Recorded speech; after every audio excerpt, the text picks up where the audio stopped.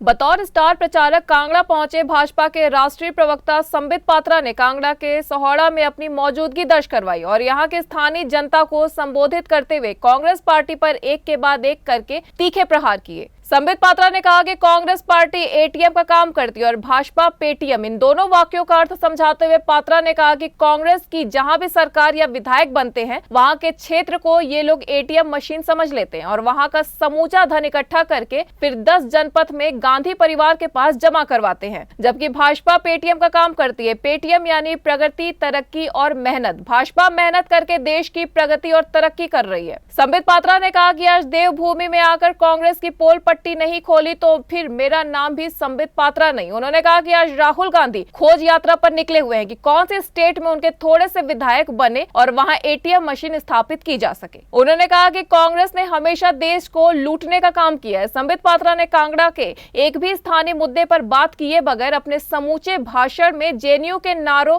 राम मंदिर और प्रधानमंत्री मोदी की नीयत और नीतियों पर फोकस रखा। उन्होंने कहा कि हिमाचल का एक विशेष पैकेज कांग्रेस ने खत्म कर दिया था, मगर केंद्र की मोदी सरकार ने उसे फिर से बहाल किया। इसलिए भाजपा की डबल इंजन की सरकार एक बार फिर हिमाचल में रिपीट होगी। एक तो देवभूमि हिमाचल में मौजूद हूँ और ऊपर से मां ब्रजेश्वरी की भूमि कांगड़ा में मौजूद। मैं सहोड़ा गांव वासियों को बहुत बहुत प्रणाम करता हूं। उत्तर प्रदेश में ठीक इसी प्रकार चर्चा होती थी। मैं टीवी में जाता था तो दूसरे चिढ़ाते थे, कभी भी उत्तर प्रदेश में दोबारा सरकार नहीं बनती।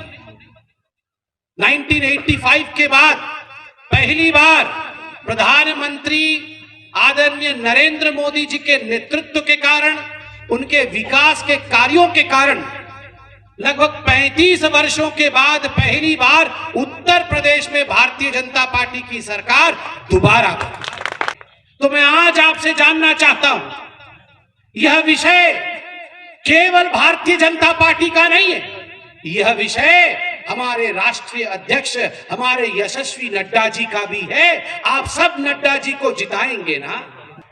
अब कांग्रेस पार्टी के विषय में ना बताऊं तो फिर मैं कैसा संबित पात्रा हूं। राहुल जी की पोल पट्टी खोलनी है ना, खोलनी है कि नहीं?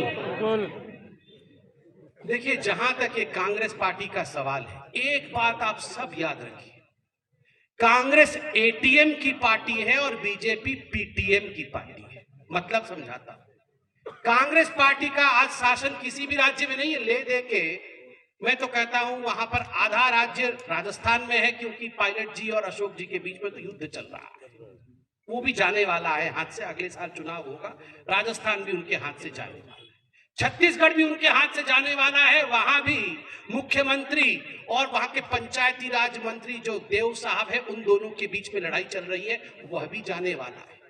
ये कांग्रेस पार्टी जो है ये खोज में निकली है। ये जो भारत तोड़ो यात्रा कर रही है, ये खोज रही है। क्या खोज रही है? एटीएम का मशीन। कौन से राज में घुसे, कहां से थोड़े विधायक इनके बने, वहां इनका एटीएम मशीन चालू होगा। कार्ड डालो पैसे निकालो, कार्ड डालो पैसे निकालो और ये पैसे 10 जनपद भेजो। एक ही काम है इनका। कांग्रेस का काम है, जिस राज्य में सत्ता में आती है उस राज्य को एटीएम के मशीन के रूप में इस्तेमाल करती है। कार्ड डालो पैसे निकालो, घोटाला करो पैसे निकालो और सारा पैसा गांधी परिवार को दो। और भारतीय जनता पार्टी पीटीएम की पार्टी। पीटीएम क्या है भैया? पीटीएम मतलब प्रगति। पी से प्रगति, टी से तरक्की और एम से मेहनत। प्रगति, तरक्की, मेहनत, इसकी पार्टी है भारतीय जनता पार्टी और वहीं कांग्रेस एटीएम की पार्टी है। आपको क्या चाहिए? आपका राज्य एटीएम बनके लुट जाए या पीटीएम की सरकार आके प्रगति, तरक्की और मेहनत के पथ पर आगे बढ़े? ये निर्णय आपने ले लिया है। लेंगे नहीं, ले लिया है, क्योंकि आपने मोदी जी को काम करते हुए देखा। आज ये राहुल बाबा ये भारत तोड़ो यात्रा, जोड़ो बोल तो रहे हैं, तोड़ो वैसे। ये राहुल बाबा भारत जोड़ो यात्रा पे निकले हैं, कांग्रेस तो इनसे जुड़ नहीं रहा है। वर्किंग प्रेसिडेंट क्या होता है? क्या होता है वर्किंग प्रेसिडेंट? जिसको आप प्रेसिडेंट बनाते हैं अगर वर्क ना करे तो आपको वर्किंग प्रेसिडेंट चाहिए। मतलब आप जिसको अध्यक्ष बनाते हो वो वर्क नहीं कर रहा है, वो काम नहीं कर रहा है, इसलिए 5-5, 6-6 वर्किंग प्रेसिडेंट, उससे भी 2 working president Bharatiya Janata party में आ गए, क्योंकि उन्होंने भी नरेंद्र मोदी जी के प्रभाव को देखा और उन्होंने भी निर्णय लिया ये राहुल बाबा से ना हो पाएगा। और मैं उन्हें धन्यवाद दूंगा कि सही समय पर सही पार्टी में उनका आगमन हुआ है। और ये भारत जोड़ो, आप सोचिए जिस पार्टी ने जाकर जेएनयू के अंदर कहा था भारत तेरे टुकड़े होंगे इंशाअल्लाह इंशाअल्लाह, आज वो भारत जोड़ो की बात कर रही। यही राहुल गांधी जेएनयू के अंदर जाके आपने नारे सुने थे ना, क्या कहा था राहुल गांधी ने? भारत तेरे टुकड़े होंगे इंशाअल्लाह इंशाअल्लाह। ये भारत के टुकड़े करने वाले आज भारत जोड़ो की बात कर रहे हैं।